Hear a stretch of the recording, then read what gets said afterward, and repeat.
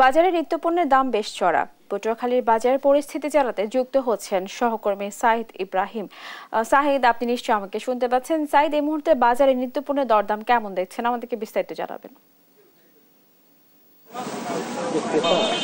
ধন্যবাদ সেনা। যেমনটা আপনি বলেছিলেন, আসলে প্রতিদিনই নিত্য পণ্যের জিনিস কিন্তু দাম বেড়েই চলছে, কাঁচা বাজার থেকে শুরু করে সবকিছুই। আমি এখন দাঁড়িয়েছি পটুয়াখালী নিউ মার্কেটে।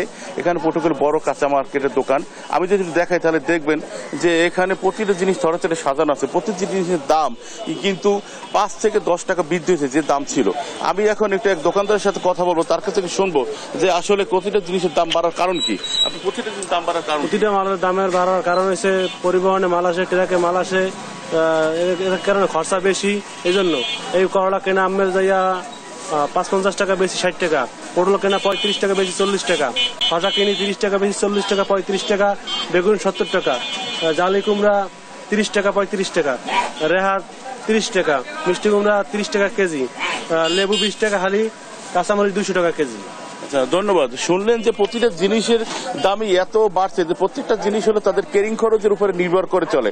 আমি একটু একজন ক্রেতার সাথে কথা বলবো যে আসলে কি কিনছেন, আসলে মনে করেন কি প্রত্যেকটা জিনিসের দাম বাড়ায় আপনার মধ্যস্বত্ব ভোগীর কি অবস্থা হয়? আমি তো শসা কিনেছি, সেই শসার দাম আছে দেখা যায় ৪০ টাকা। এই যে শসা ছিল গতকাল ৩০ টাকা। এখন এই প্রতিদিনই দাম বাড়তেছে, দাম কমছে না। কারণ নিত্য প্রয়োজনীয় দাম প্রতিদিনই ৫ টাকা ১০ টাকা বেড়ে চলছে। এটা এখন তো ক্রেতার সাথে কেনা একেবারে সমস্যা হয়ে পড়ছে, যা মানুষ কিনতে পারছে না। মানুষের প্রতিদিন যদি এই দ্রব্য দাম বাড়ে তা মানুষ সাধারণ মানুষ করা কিন্তু সমস্যা। ধন্যবাদ। আসলে তারা বলছে যে নিত্য পণ্যের দাম যেভাবে বাড়তেছে তাদের আয় বা তাদের বেতন কিন্তু সেভাবে বাড়তেছে না। এই জন্য আসলে মধ্যস্বত্ব ভোগীদের আসলে খুব সমস্যার ভিতরে পড়তে হচ্ছে, এবং এরকম সমস্যার ভিতরে যদি পড়ে থাকে তাহলে একসময় মধ্যস্বত্ব ভোগীদের না খেয়ে পেরে তাদের দিন কাটাতে হবে। এই ছিল পটুয়াখালী থেকে আমার কাছে কাঁচা বাজার নিয়ে সর্বশেষ তথ্য। আমরা ফিরে যাবো স্টুডিওতে সেনার কাছে। সাইদ, আপনাকে ধন্যবাদ। দর্শক, আমরা শুনছিলাম পটুয়াখালী থেকে বাজারের নিত্যপণ্যের দরদামের পরিস্থিতি।